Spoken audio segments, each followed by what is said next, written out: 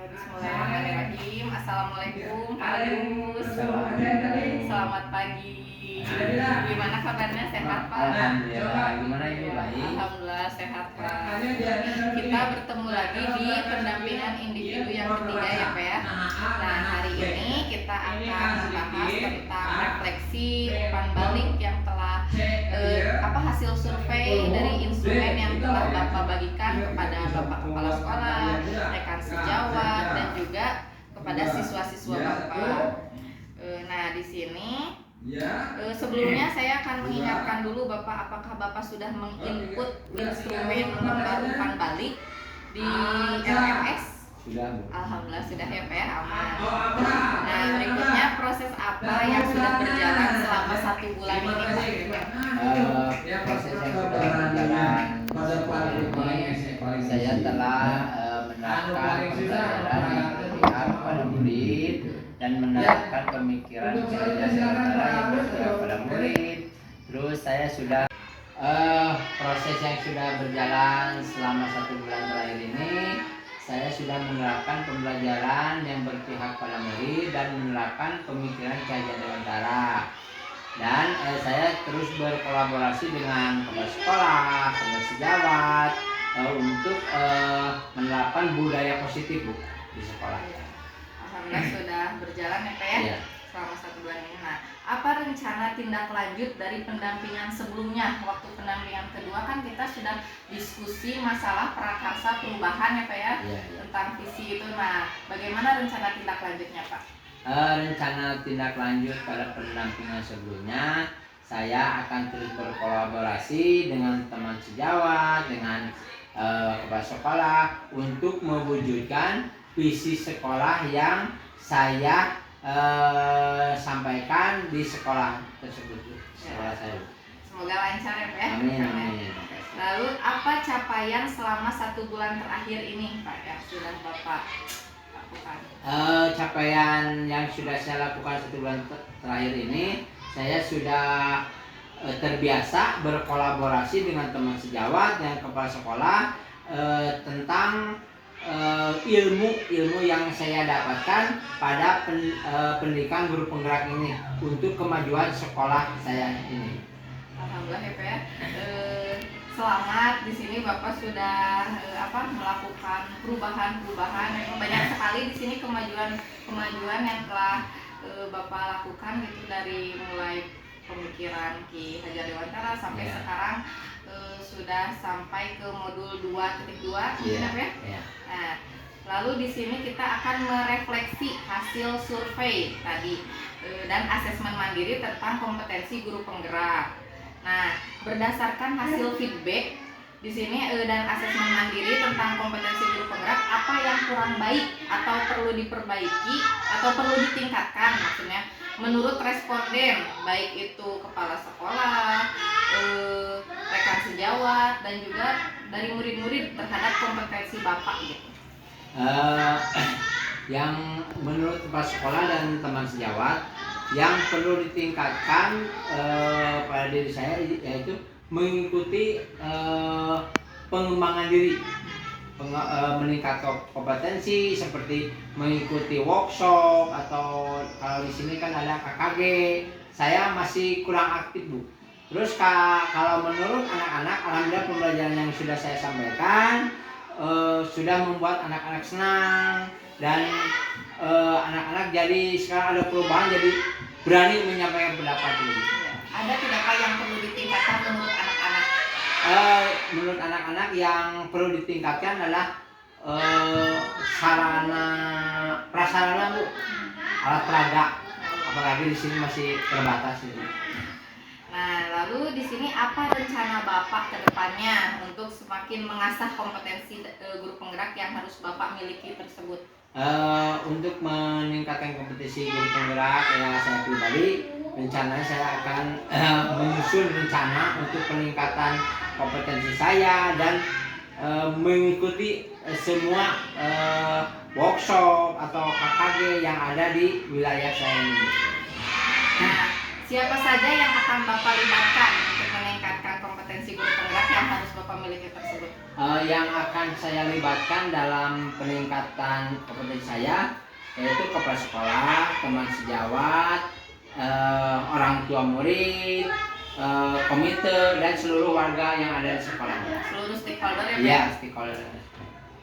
Lalu kita beralih ke rencana penerapan pembelajaran sosial emosional ya yang mungkin Bapak sedang pelajari saat ini ya Pak ya. Nah, di sini apakah Bapak sudah mempelajari modul 2.2? Alhamdulillah sudah Bu. Ya.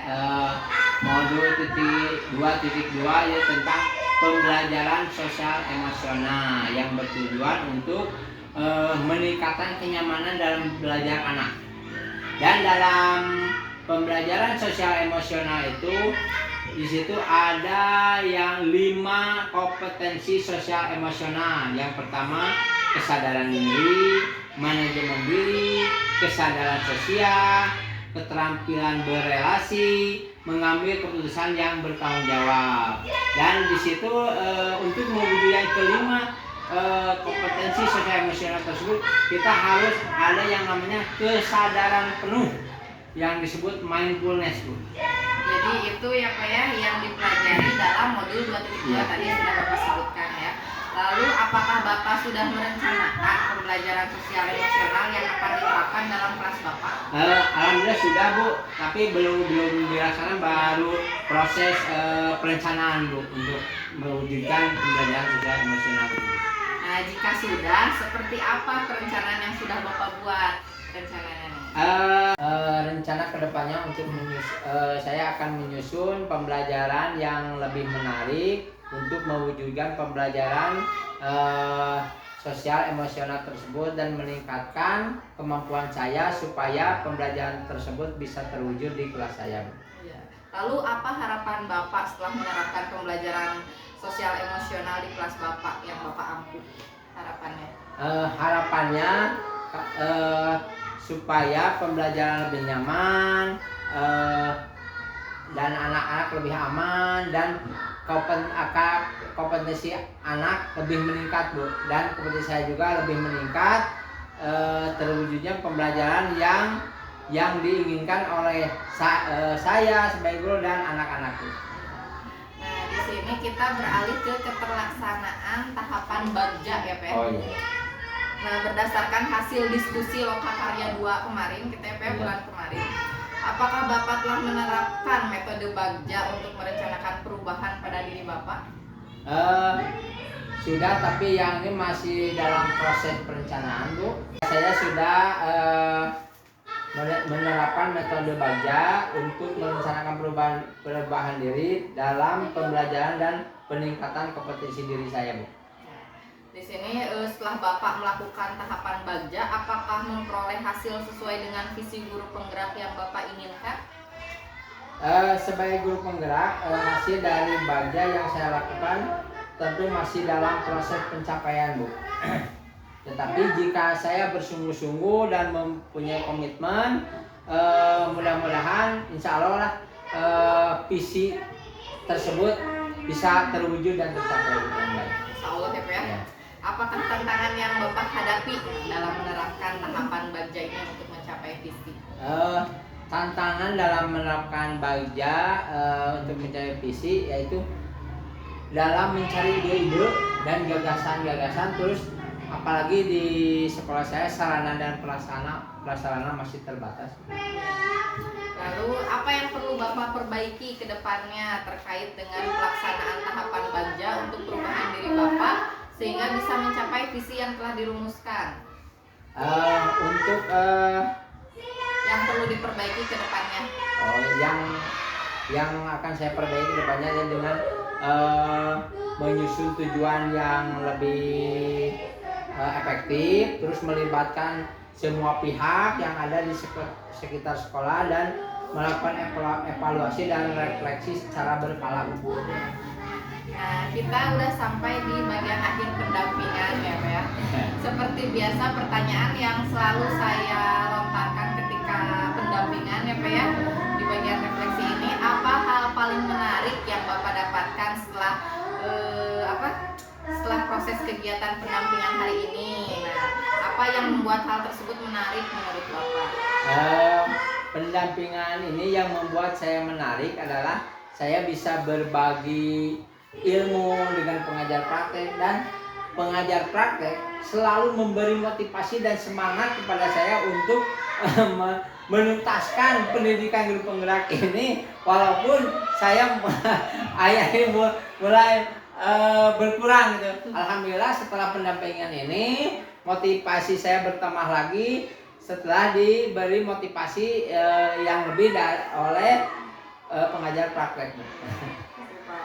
Apa yang sudah baik dan yang perlu diperbaiki dari pendampingan di kegiatan pendampingan berikutnya, karena kan insya Allah nanti kita ada PI keempat ya Pak ya, di bulan Februari nanti. Nah, apa yang perlu saya perbaiki gitu Pak untuk kedepannya? Hal yang baik, Ibu pengajar praktek sudah memberikan praktek-praktek baik kepada saya, dan hal yang perlu saya perbaiki atau hal yang di Ibu mungkin sebenarnya tidak ada sih Bu, sebenarnya mungkin yang kurang baik masih ada di saya, yaitu mengimplementasikannya saya masih kurang gitu Bu. Insya Allah perlu waktu kan ya Pak ya, sambil berproses.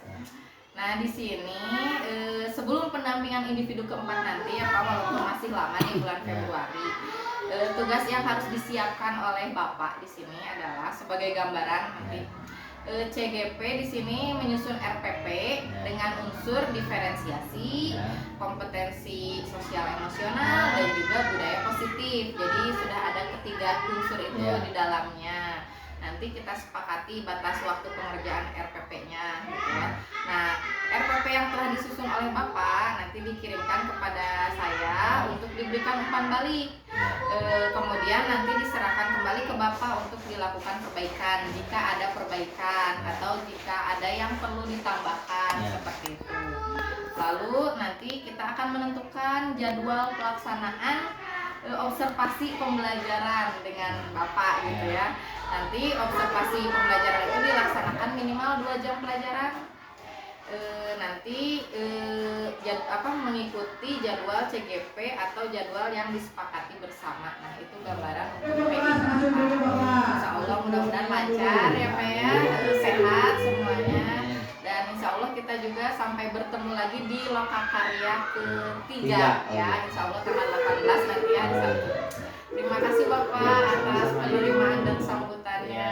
Selamat siang. Assalamualaikum warahmatullahi wabarakatuh. Waalaikumsalam.